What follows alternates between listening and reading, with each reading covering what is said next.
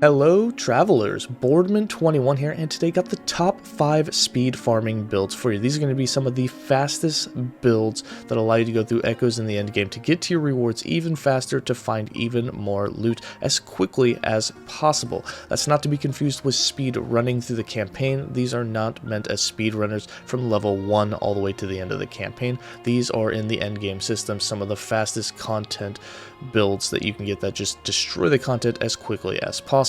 And with that, let's start with number 1, which is coming from us from McFluffin, and this is the Shadow Dagger Bladedancer. And how this build works, basically your damage is going to revolve around shadow daggers and the plunge effect they have, which is a guaranteed crit. It does huge critical strike damage, and you can apply that by just shifting. When you shift, you can make shadows. The shadows you make will drop an umbral blade. The umbral blade will spin in a circle, hitting enemies, applying shadow daggers, and then the shadow daggers will plunge when you get to a certain amount of stacks. And again, that's all done by just using one skill, shifting forward. You can use Shadow Cascade to do even more procs, especially against single target, but for the most part, for echo running, and especially into the higher corruption, you literally just shift, and that's all. Just use your speed transversal skill, and it's just going to fly you through the maps to those rewards even quicker.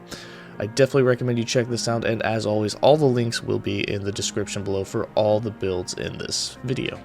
Coming in at number 2, we have LizardIRL's Hydrahedron Runemaster, and this is a lightning fire runic invocation that spams a Hydra, which allows it to just auto-target all of the enemies that are basically on your screen, even slightly off screen. It's basically a turret that does huge damage, and it's very easy to continue to resummon it through a combo of abilities, and that combo of abilities also allows you to keep moving through the map. You're dashing forward, and then you're getting a ton of ward doing so, especially if you go through Frost Wall and you have Flame Ward proc. So you get a ton of ward, ton of survivability, but more than that, you're constantly dashing forward, allowing basically a minion, in this case a construct, do all the damage for you while you can continue to move, and it does some really big damage. This is a very fun build. It is very fast paced, and it is really tanky, which allows you to go really high in the corruption, and even at 500-600 corruption, you can still go very fast. In the gameplay footage that you're seeing,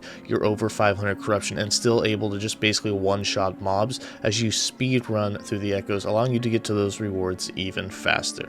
So this is definitely one I do recommend you check out. I haven't played this one myself, but it is definitely on my list to do so soon.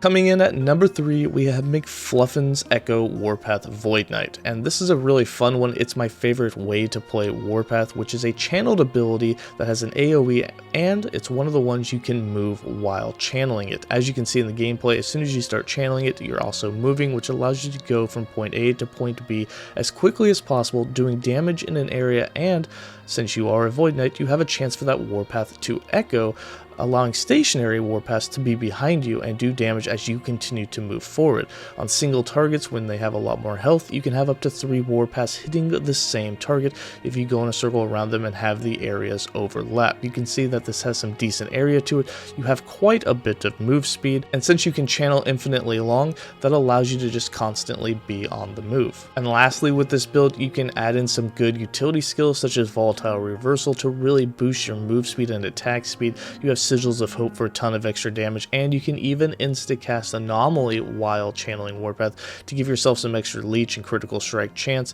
and some extra attack speed. Overall, it's a very fast-paced build. It's a one-button build, which means you don't really have to do anything other than Warpath if you don't want to, but it will take you far in the end game and allow you to get those rewards at the end of Echoes much faster.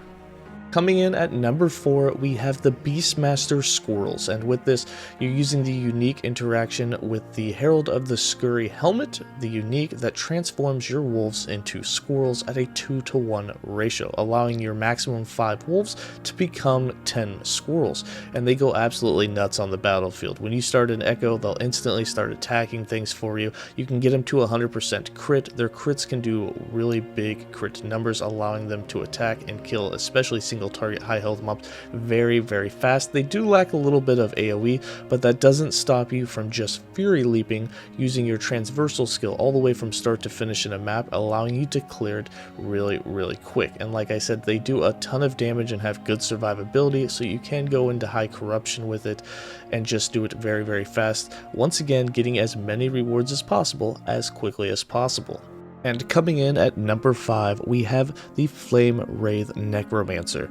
And this one is in there because as a minion build, it allows the minions to do the damage while you just keep moving. Now this one can be considered a little bit slower if you're summoning a lot of the minions over and over again. However, with the experimental fix to have the minions just teleport with you, it's much quicker because they just keep moving with you, and you can basically just keep transplanting all the way to the end of the maps. The other thing is, they will kill all the mobs for you. The Flame Wraiths hit really, really hard, and just like the Hydrahedron, it's basically just a turret where you just kind of keep moving and they will kill everything for you while you work your way towards the objective, getting yourself closer to those rewards as fast as possible.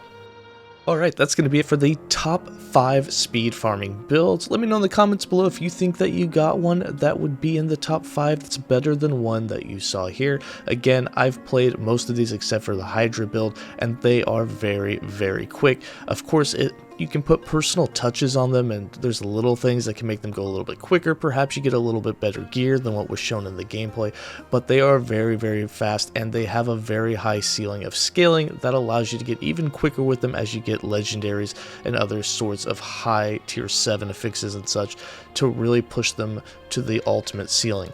But that's going to be it for me, guys. Let me know in the comments below what you think, and as always, stay safe.